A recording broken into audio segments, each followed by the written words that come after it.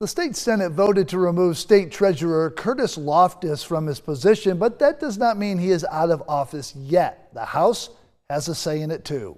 State House reporter Caroline Yaffa tells us what the next steps could be to decide his fate. The South Carolina Senate voted 33-8 to remove Treasurer Curtis Loftus.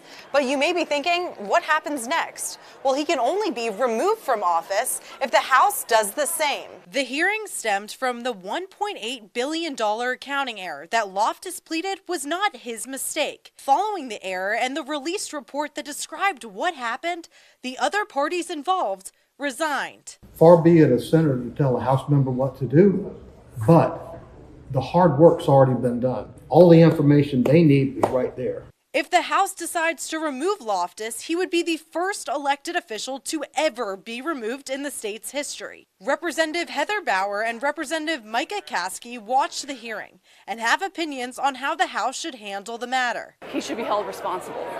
I have been raising this red flag for over a year now to my colleagues in the House.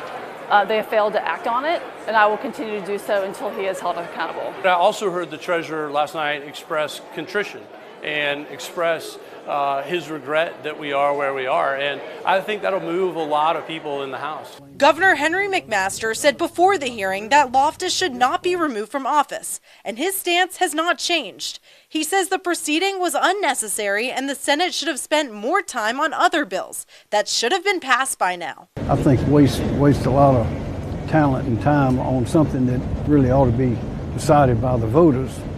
And the Treasurer Loftus, I think he's already announced a re-election.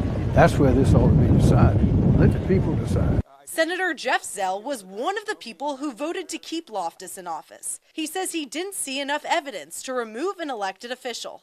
In Columbia, I'm Caroline Yaffa. And there are only 3 weeks left in the first of a 2-year session. If the House wants to have a hearing of their own, they'll need to act fast or wait until January. Next.